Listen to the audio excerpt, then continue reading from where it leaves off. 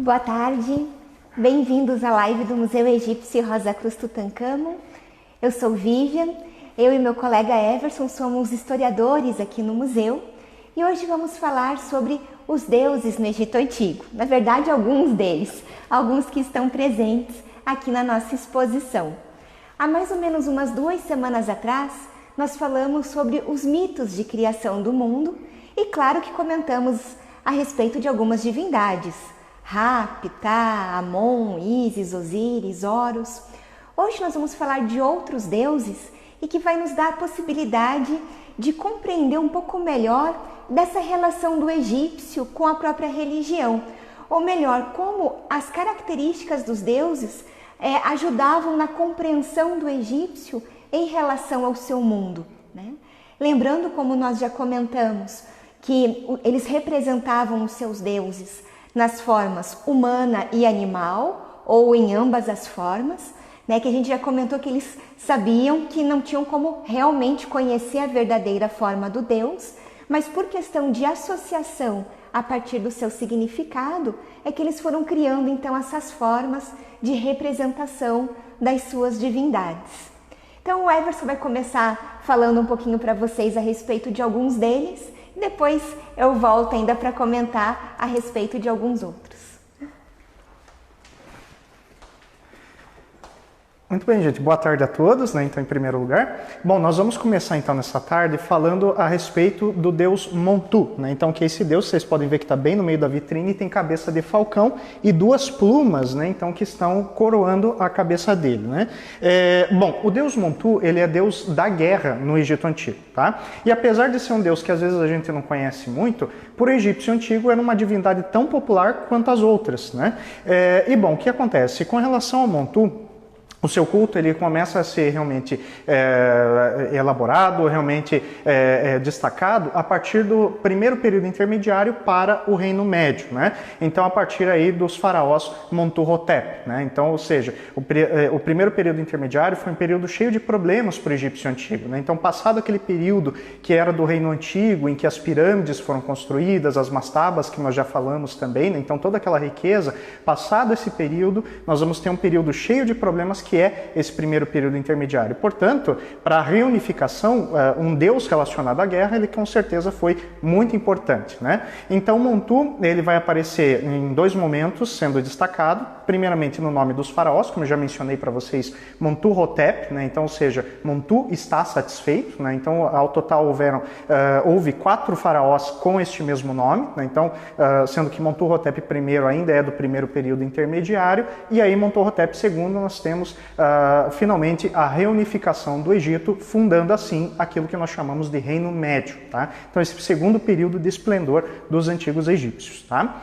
Bom, o Montuhotep IV, né, então nós temos ele como o último dos Montuhotep, né? Então nós não sabemos exatamente quando que ele acaba caindo, né, quando que ele acaba saindo realmente do governo, mas já é um momento em que ele passa o poder para o faraó Amenemhat I, né? Então nós já vemos uma troca, né, então referente ao Deus que está sendo cultuado, né, apesar de que Montu nunca vai ser esquecido pelos egípcios antigos, ele continua sendo cultuado, né, porém com a ascensão de Amenemhat, né, nós já temos aí uma troca do Deus que vai ser o representante oficial da família imperial, né, da família real, né.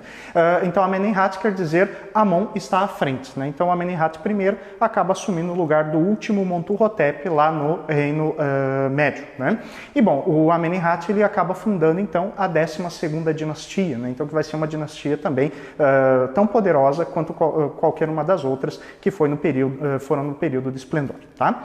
Bom, com relação então a Montu, gente, né? O segundo momento em que ele aparece, né? Então além dos nomes, né, desses faraós, vai ser também na literatura egípcia. Isso que é muito interessante, né? Então dessa época, do 11ª dinastia para a 12ª dinastia, existe um conto, né? Então o conto de Senherret, muitos de vocês devem conhecer, se já ouviram falar, como o conto de Sinué, né?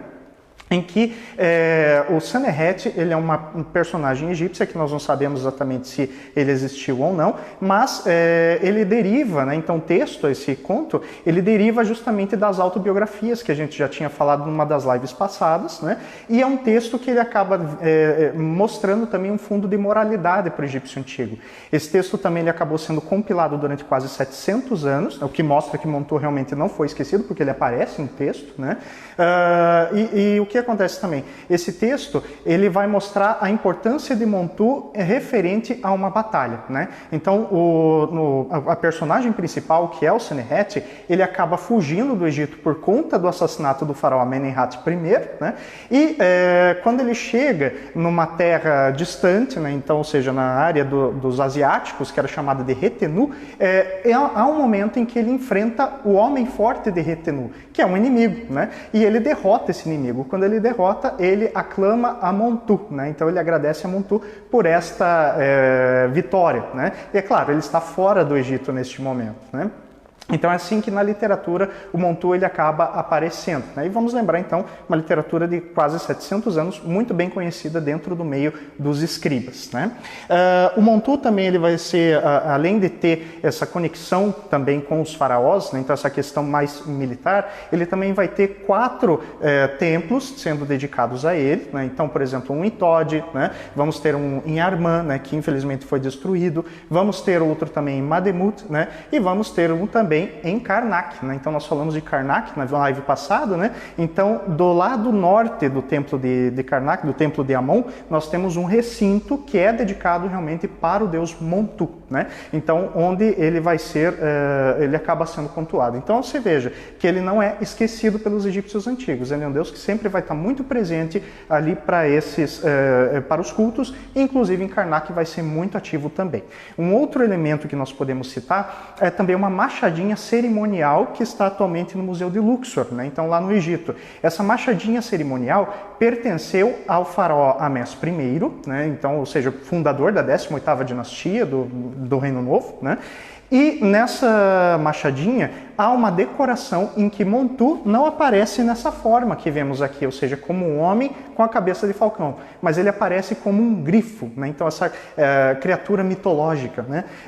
E acima então dessa imagem do grifo aparece justamente a frase amado de Montu, então Meri Montu, né? Então o amado desse deus, e logo acima, também dentro da machadinha, nós temos uma imagem canônica do faraó, então do Amés, né? Então segurando a cabeça do inimigo dele. Então você veja essa questão militar, né? Então para quem não conhece uma imagem canônica, né, é só lembrar daquelas imagens que ficam na frente da figura do Aket, né? Então dos pilones do templo, em que o faraó aparece realmente segurando a cabeça do inimigo, né? E desferindo, preparado para desferir um golpe contra a cabeça deste inimigo também, né? Então você veja a importância desse deus, que é puramente militar para o egípcio antigo, né?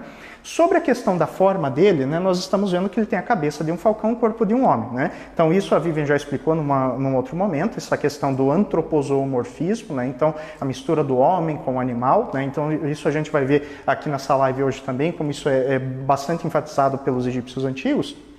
E ao mesmo tempo, nós vamos ver que a figura do falcão, do animal, não é somente, vamos dizer assim, para este deus, né? Como vocês sabem, Ra, o deus Sol, o deus criador de tudo, ele também possuía a forma de um falcão, né?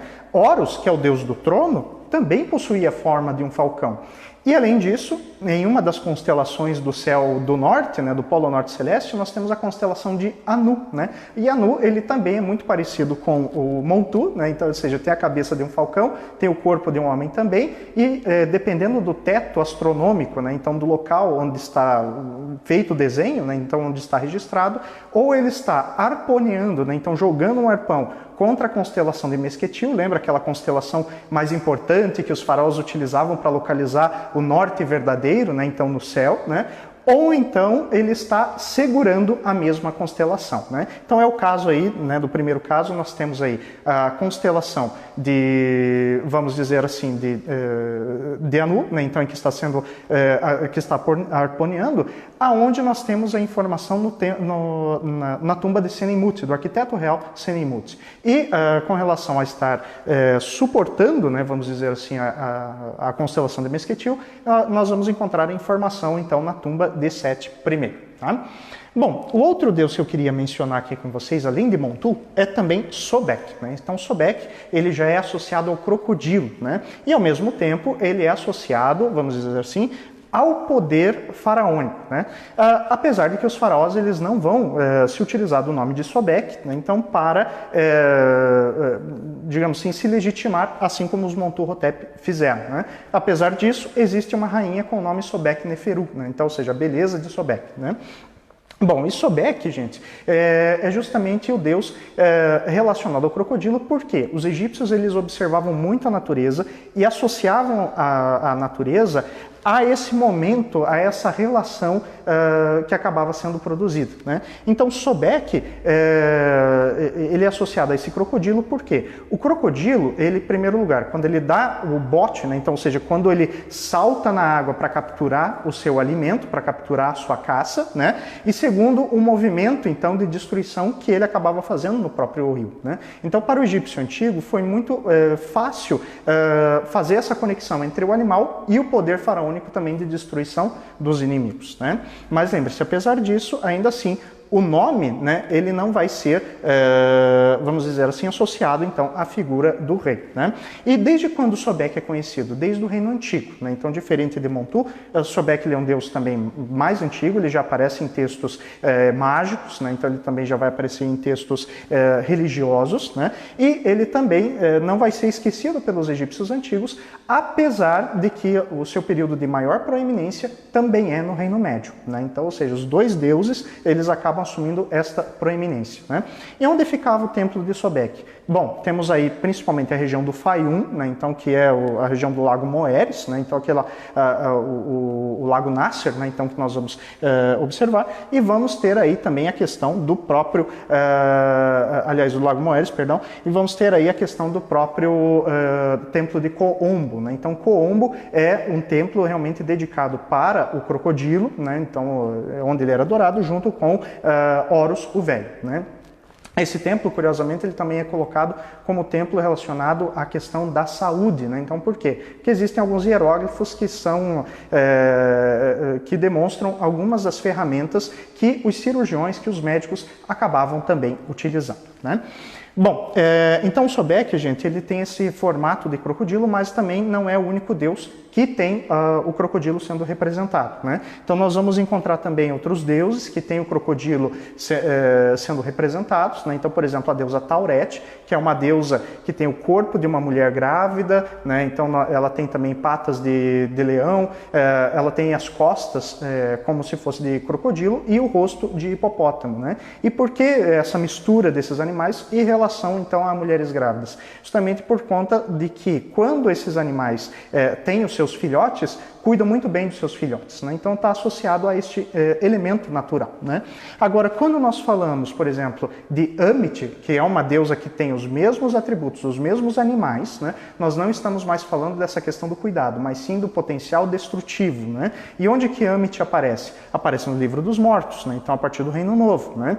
E em que momento? Justamente ali no momento do julgamento da alma, na sala das duas verdades, em que há a balança e Amit é a responsável por devorar os corações daqueles que são impuros, né? Então, ou seja, temos aí esse aspecto, né? Então, destes animais sendo associados a essas duas deusas. Além disso, existem constelações também no céu egípcio antigo, em que este animal estará associado. Então, Isis de Tiamat, que eu também já tinha falado em outra live para vocês, Isis de Tiamat, ela tem o mesmo formato, ela tem o rosto de hipopótamo, ela tem patas de leoa, e as costas, ou tem um crocodilo inteiro, ou as costas são feitas com a parte do crocodilo, né? Então, ou seja, o crocodilo, mais uma vez, associado, então, a Isis de Tiamat, né? Então, Isis, festa do céu, que é uma constelação que também está no Polo Norte celeste, no Polo Norte boreal, né?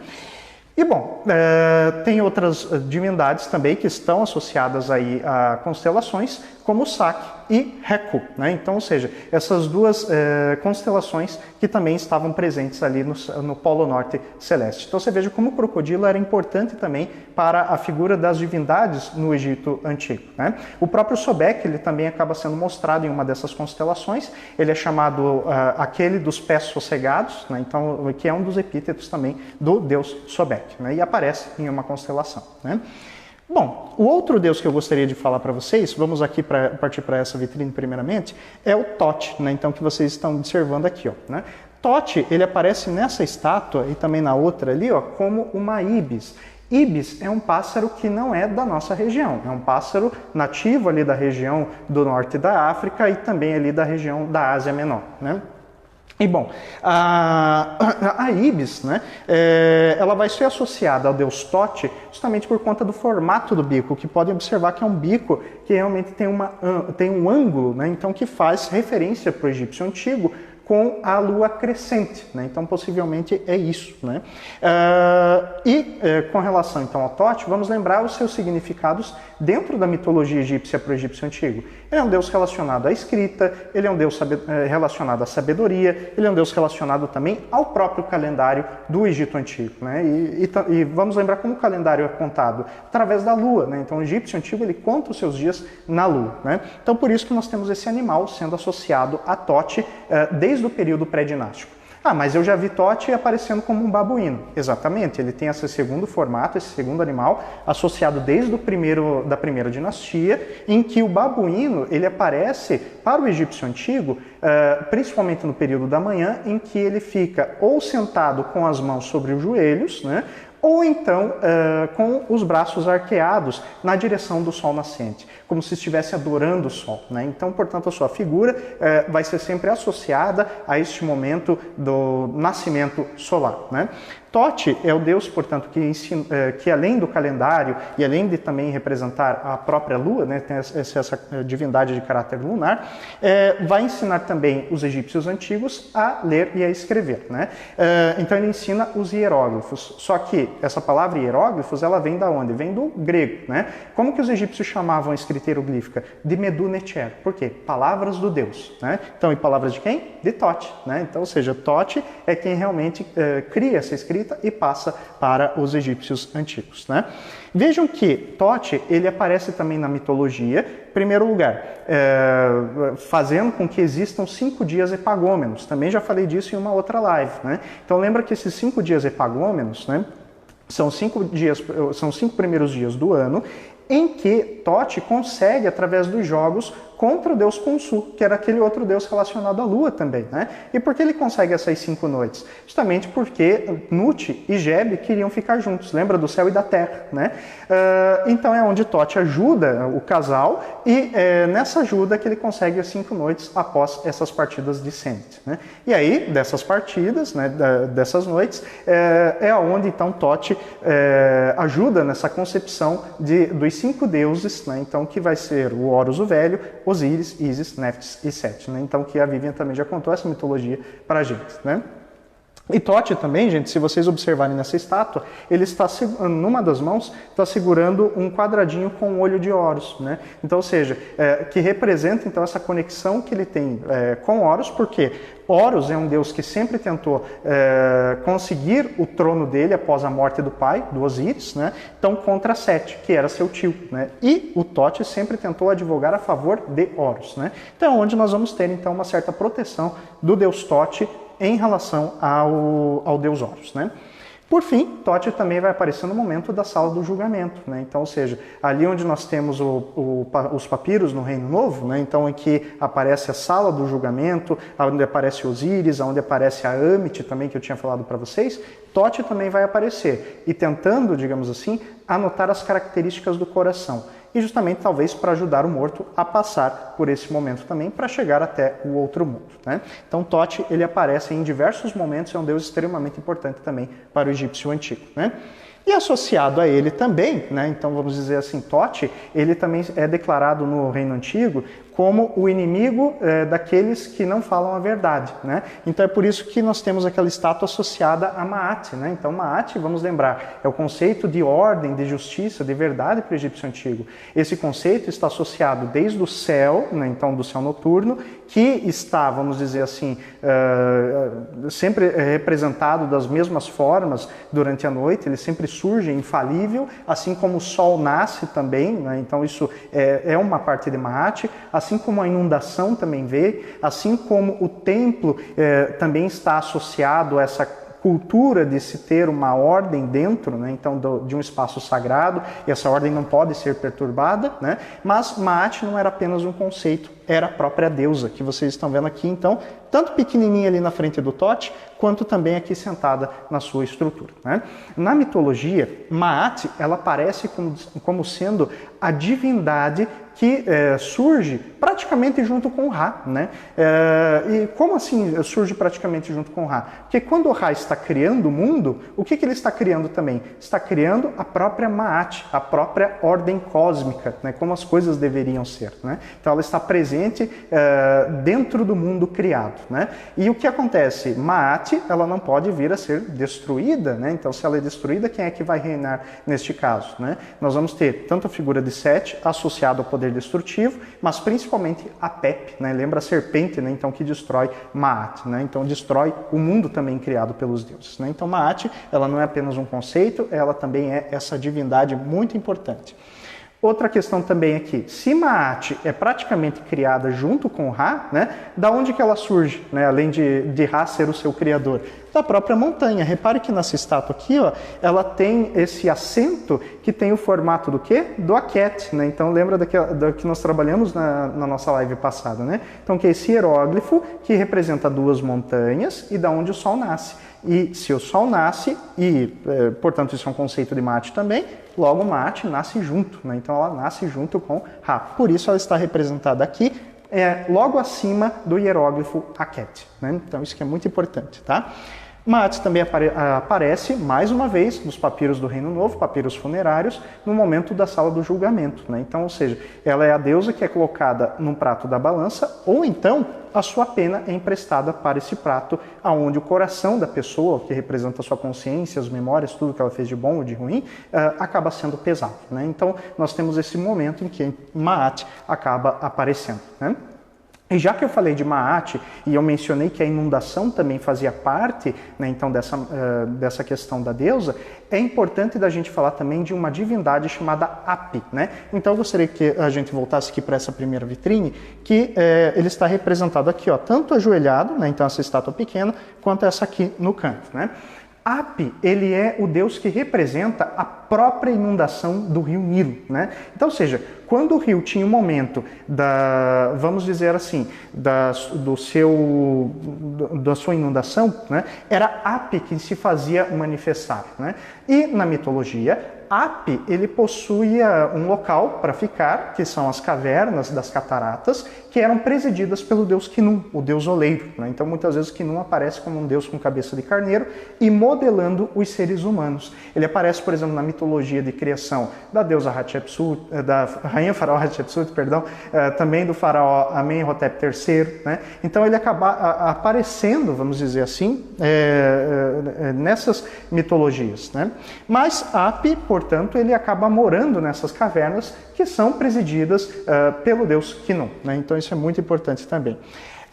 Api, ele aparece como um ser antropomorfo, ou seja, em formato de homem, porém com seios fartos, femininos, né? E com uma barriga também grande, né? E os seios, eles vão representar o que para o egípcio antigo? Representam a fertilidade, enquanto a barriga representa a fartura, né? Então, e essa fertilidade, essa fartura estão relacionados diretamente com esse poder da inundação, né? Essa inundação quando ela vem de maneira boa, ou seja, quando o rio vai baixando, né? O que é que vai acontecendo? O alimento vai surgindo, né? Então, ou seja, o alimento não falta, porque a Api provê, né? E é por isso que ele segura uma bandejinha nos dois casos. E nessa bandejinha nós temos o quê? Alimentos, né? Então, ou seja, alimentos que eram produzidos a partir da agricultura. Vamos identificar também que Api possui, vamos dizer assim, uma coroa onde surgem 3 papiros e mais linhas de água, né? Então esses papiros, essas linhas de água, elas representam um dos epítetos deste Deus. E que epítetos são esses? Ele é o Senhor dos pântanos, ele é o Senhor dos peixes e dos pássaros também dos pântanos, né? E portanto, quando nós temos papiros e água associada, significa justamente esse local pantanoso, do qual ele é Senhor, do qual ele acaba governando. Também vemos que ele tem um secto na mitologia, né? Então esse secto, ele é preenchido com deuses com cabeça de crocodilo e as suas, vamos dizer, as suas esposas, o seu harém, ele é constituído de várias divindades com cabeça de sapo. Ou seja, animais que viviam nessas regiões também, né? Então essa é a importância deste deus chamado Ap, né?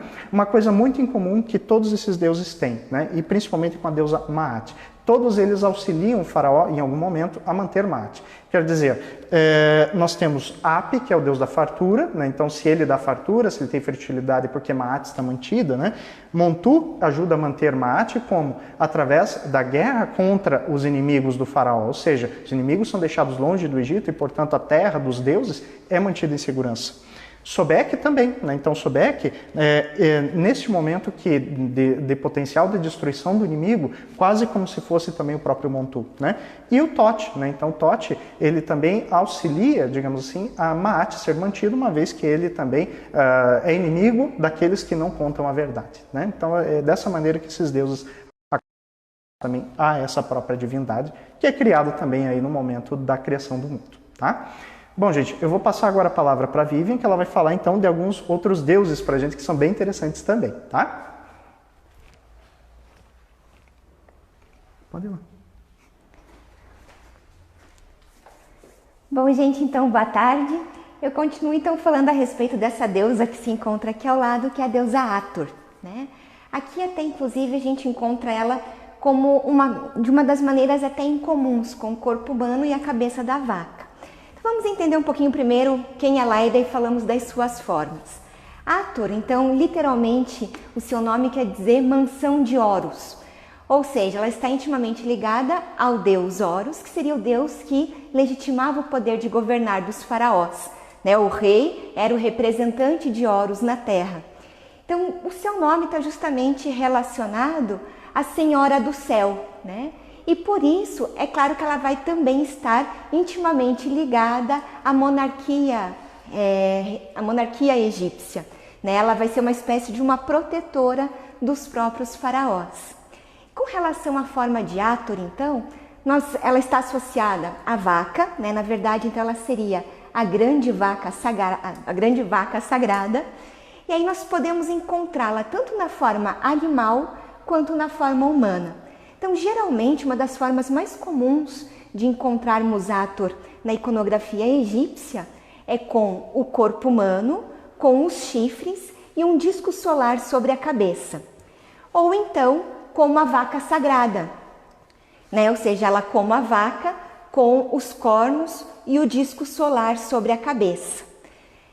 Ou então, até mesmo como no cistro, que nós comentamos na live anterior, que era um dos símbolos relacionados à própria deusa, que era o chocalho, geralmente, então, pelas sacerdotisas no culto, muitas vezes, da própria deusa, onde ela é representada com a face e com as orelhas, então, do animal, com as orelhas de uma vaca, né? Por isso que eu falei que essa forma não é muito comum de representação, né? Ela com o corpo humano e a face, então, do animal. Bom, Hathor, então, além dela estar associada como protetora da monarquia, na cidade de Tebas, em especial, ela também era guardiã, né, da necrópole tebana. Então, tanto nas tumbas de faraós, quanto também de alguns nobres egípcios, a gente tem representação de Hathor justamente como essa guardiã do oeste, né? Tanto que em algumas tumbas de reis, então, do Reino Novo, nós temos Hathor representada nos pilares, né? Justamente mostrando então que a própria deusa acompanharia o faraó nesse além-túmulo, né? Levaria né, protegeria então nessa caminhada pelo mundo inferior. Também temos referências de Hathor em relação como aquela que atua junto aos partos e também no momento do nascimento. Então a proteção da deusa estaria associado a esses dois momentos também. Porém, o modo como nós mais conhecemos a respeito de Hathor é ela como a deusa da feminilidade, do amor, da música e da dança, né? Então, geralmente, ela está associada a essas questões. Ao amor aqui, principalmente carnal, né? E a música e a dança associadas à deusa, e claro que por isso eram momentos extremamente importantes do próprio culto a ela. Hathor é uma deusa também bastante antiga no panteão egípcio. Na verdade, a gente tem do período pré-dinástico e bem do início dinástico uma deusa representada como uma vaca chamada Bat. E depois a gente percebe que Bat, nós não temos mais representações dessa deusa e sim de Hathor. Mas Hathor é representada, na verdade, desde o Reino Antigo. A gente tem, por exemplo, o templo do faraó Khefren, né, um dos construtores das pirâmides do complexo de Gizé, onde no seu templo do vale ele dedica alguns momentos dos relevos do seu templo a apenas duas deusas. Uma delas é justamente a Hathor. Agora, falando em relação ao culto à deusa, a sua principal área de culto é justamente a região de Dendera.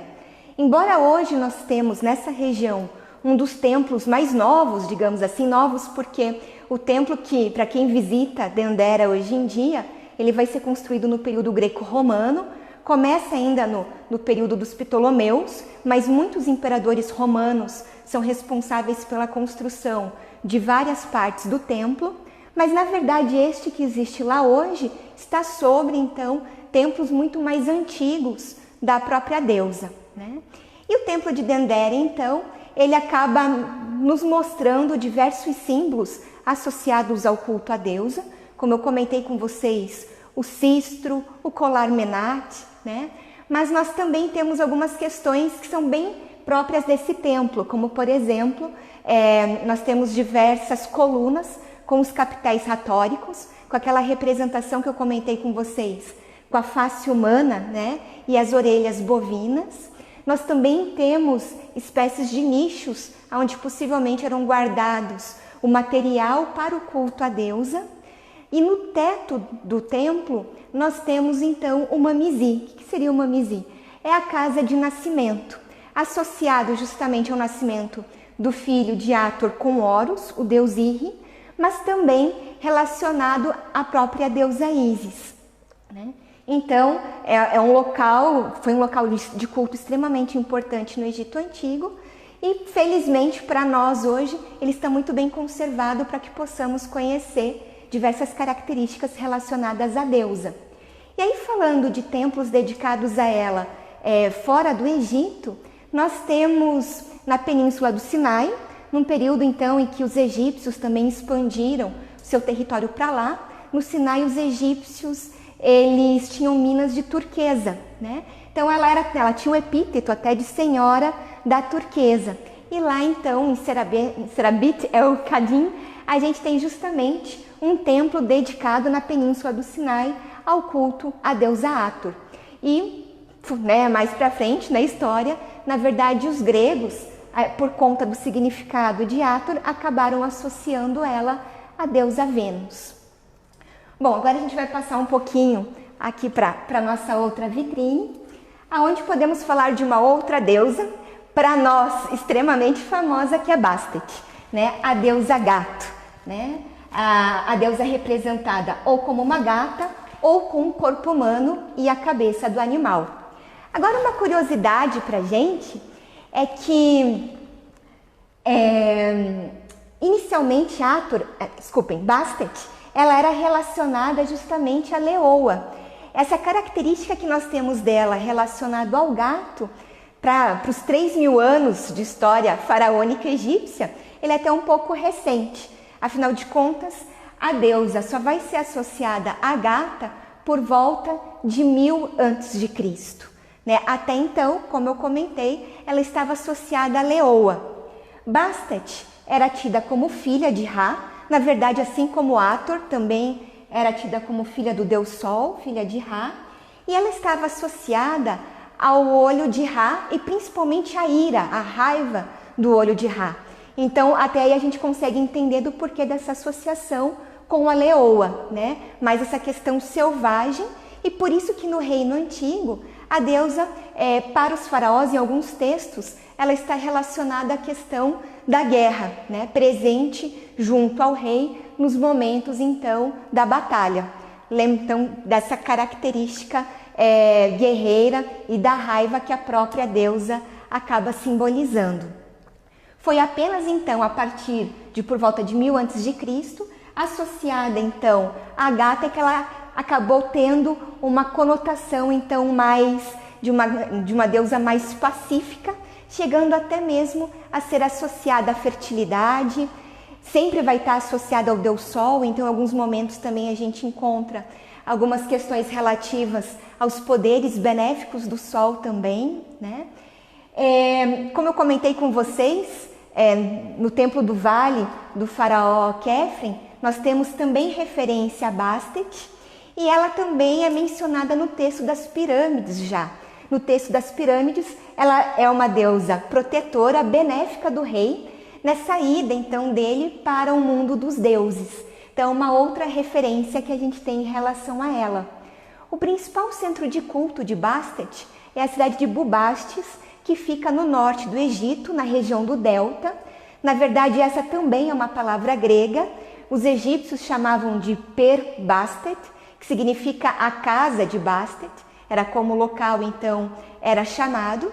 Infelizmente, nada do templo de Bastet chegou até nós, né, até os nossos dias. Nós temos um arqueólogo suíço, o Henri Neville, que ele acaba até escavando a região no final do século XIX, mas infelizmente a única coisa que ele consegue estabelecer são as fundações do templo, a estrutura que possivelmente o templo tinha, mas não há qualquer estrutura.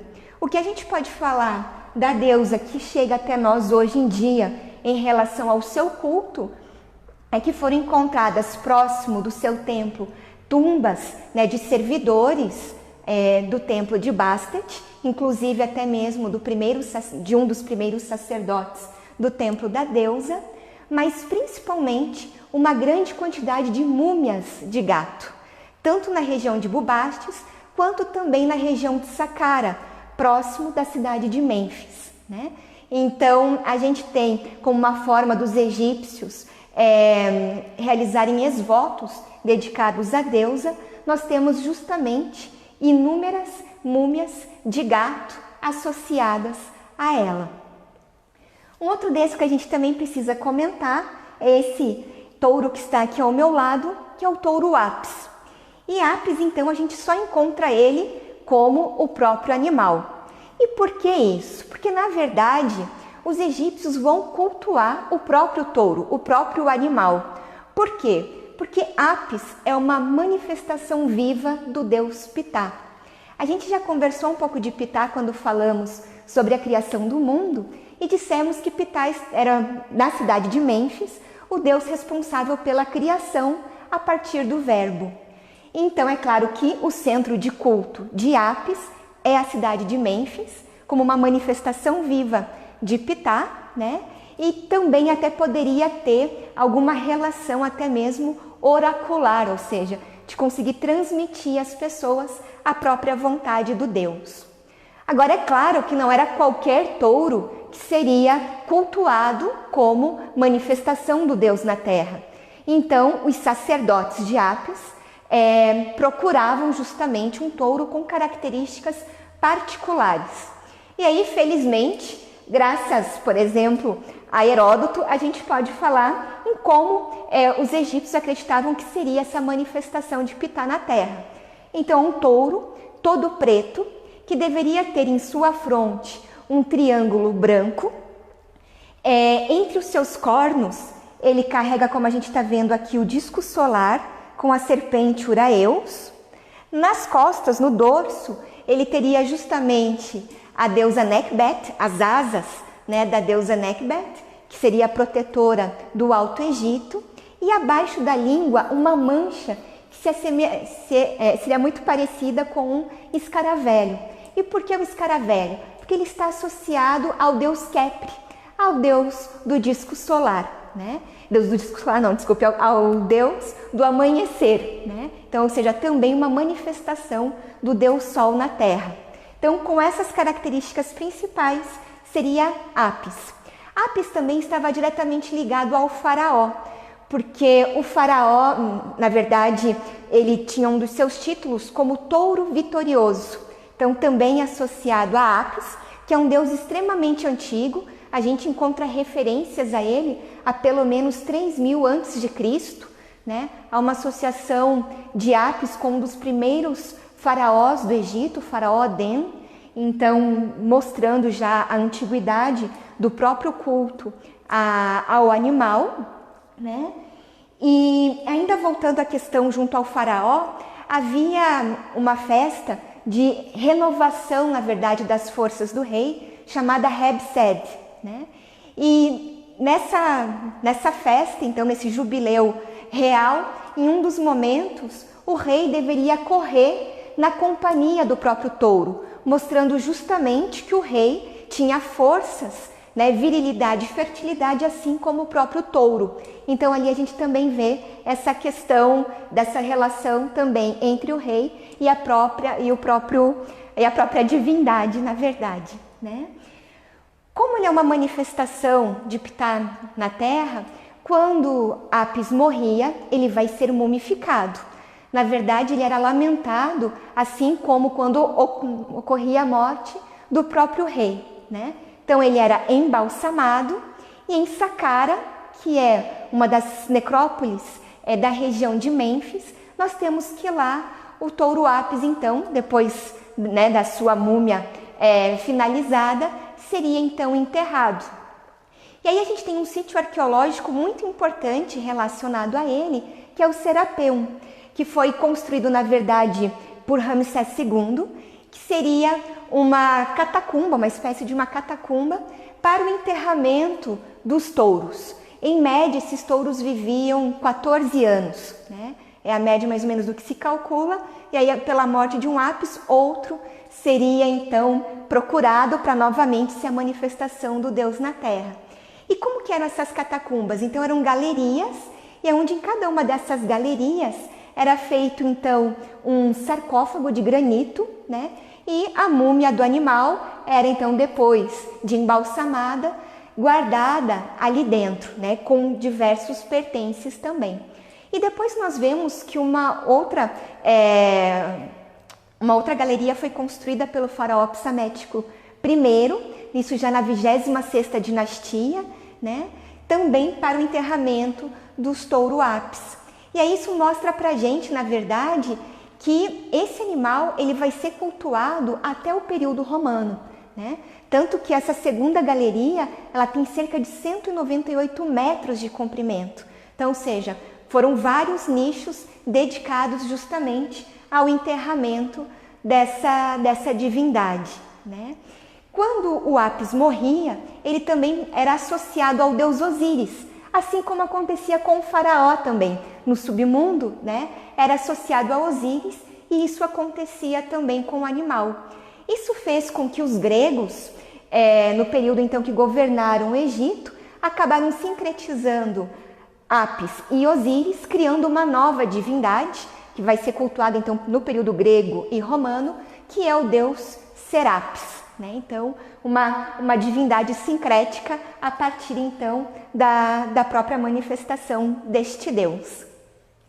E para a gente finalizar então esse conjunto de deuses que nós temos aqui atrás nós temos este deus representado apenas na sua forma antropomórfica, que é o deus Nefertum, e que também é uma outra divindade relacionada à criação do mundo. Ele vai estar associado àquele mito que a gente já fez referência aqui para vocês várias vezes, que é o mito da cidade de Heliópolis, que nos conta então que da montanha primordial do Ben-Ben surgiu o deus Ra, Mas qual que é a relação de Nefertum com isso? Na verdade, Nefertum é o grande lótus azul que surge no momento da criação, né? Então, a partir de algumas versões, o Deus Sol surge a partir desse lótus azul e a partir dele ascende, na verdade, aos céus. E como eu comentei, o próprio lótus, então, é Nefertum. O próprio nome dele quer dizer perfeito, perfeição, né? É a isso que está associado. Ele é geralmente representado, como eu falei, então, na forma humana, por isso que ele tem o lótus sobre a cabeça. Em cima também nós temos duas plumas, né? E nas laterais seriam dois colares menat, né? Dois símbolos também associados à deusa Hathor, como nós comentamos. Então, Nefertum, já que ele esse lótus, o grande lótus que surge no momento da criação do mundo, ele está ligado então ao momento de criação, recriação e rejuvenescimento. Esses seriam então os símbolos ou o significado associado ao Deus. Ele era tido como filho de Sekhmet. Sekhmet é outra deusa leoa relacionada à guerra, à destruição, né? E justamente por isso ele seria então filho de Ptah. Na verdade, a gente tem a tríade tebana formada por Ptah, Sekhmet e Nefertum, né? Os egípcios organizavam algumas divindades em tríades, assim como temos Ísis, Osíris e Horus, né? O Everson mesmo já comentou com vocês em relação à tríade da cidade de Tebas, que tínhamos Amon, Mut e Khonsu. Em Mênfis, então, teríamos a tríade, né? Ptah, Sekhmet e Nefertum. Nefertum, ele poderia também ser representado muitas vezes numa versão infantil, então como criança, sobre a flor de lótus, e também já por um momento de um período tardio da história egípcia, nós temos amuletos sendo feitos na forma do próprio Deus. Isso porque ele estaria então relacionado à boa-aventurança, à boa fortuna. Então, pessoal, esses foram algumas das divindades, então, que a nossa exposição ela proporciona que a gente possa apresentar para vocês. Com isso, a gente consegue conhecer um pouquinho mais a forma da concepção de mundo, da forma de pensar dos próprios egípcios. E, Everson, a gente tem alguma pergunta? Bom, nós temos algumas perguntas. Bom, então, respondendo a primeira pergunta, que é do pessoal lá da loja Rosa Cruz Recife, né? Então, um abraço para os membros, né? Então, que estão nos assistindo. Se há uma diferença entre os termos Neferu e deuses, né? Na verdade, não, né? Por quê? Neferu você realmente traduz como deuses, né? Aliás, perdão, é Necheru, tá? Então que a gente traduz. No caso, Nefer, né? Então é uma palavra egípcia e quer dizer bom ou bonito. Agora, Necher quer dizer Deus, né? E daí, Necheru, né? Aí sim nós vamos identificar a palavra deuses no plural daí, tá? Everson, faz assim, vem aqui responder e eu vou te fazendo as perguntas, fica mais fácil. Bom, a segunda pergunta, daí acredito que você possa responder para o pessoal, com relação aos animais, a cabeça dos deuses ser associada aos animais.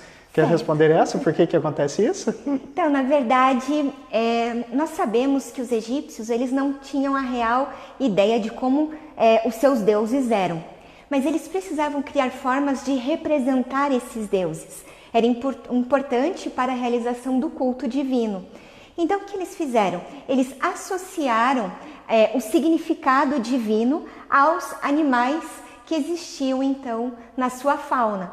Então, um grande exemplo que a gente gosta de dar, por exemplo, o Everson falou para vocês de Tote, né? Então, nós temos Tote, justamente o bico fino dele poderia ser geralmente relacionado, por exemplo, à a caneta utilizada pelo escriba. Ou a gente pode pensar no próprio falcão. O falcão a gente tem associado a Ra, que é o deus Sol, a Horus, que é o deus que legitimava o poder de governar dos faraós, que era um dos animais mais majestosos que a gente tem no Egito.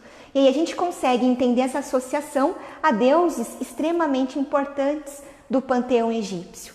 Então, essa associação com os animais é justamente pela necessidade de representação do Deus para a realização do culto. Afinal de contas, no culto diário que acontecia para as divindades, era importante se ter a estátua do Deus, né? E então era uma maneira de tornar visível aquele conceito divino então que eles possuíam.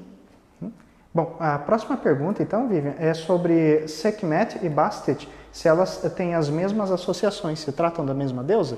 Não, são duas deusas diferentes, mas muito parecidas, são muito semelhantes, né? Como eu comentei, na verdade nós temos algumas deusas que vão estar relacionadas à leoa, né?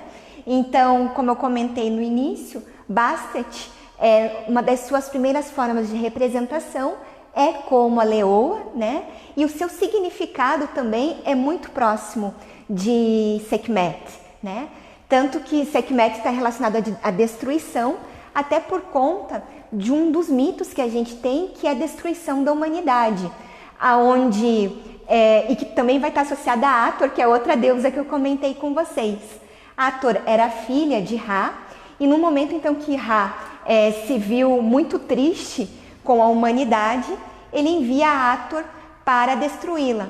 Hathor, na verdade, acaba assumindo a sua característica mais feroz, que é Sekhmet, né? Como a destruidora, que vai passar então a aniquilar a humanidade.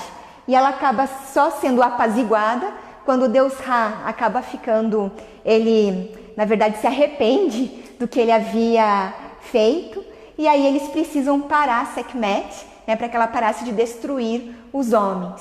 E aí eles decidem então embebedar a deusa, justamente tingindo de vermelho grandes quantidades de cerveja. E aí a deusa, observando o vermelho no chão, achando que era sangue, e na verdade era cerveja.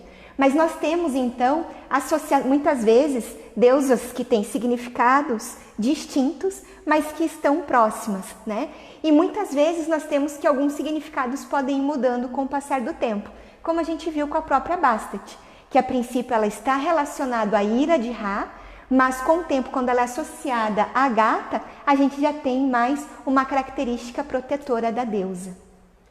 Bom, agora nós temos na verdade é um pedido do pessoal, né, com relação a essas divindades que nós mostramos aqui agora à tarde, que na verdade é mostrar eles mais de perto, né? Então as estátuas, né, claro, a gente entende, elas são pequenas, né, mas isso que é interessante da gente ver, que nem tudo no Egito era feito de maneira grande, né? Então você tem realmente peças que são muito pequenas e peças que são de tamanho médio e porte realmente daí grande, né?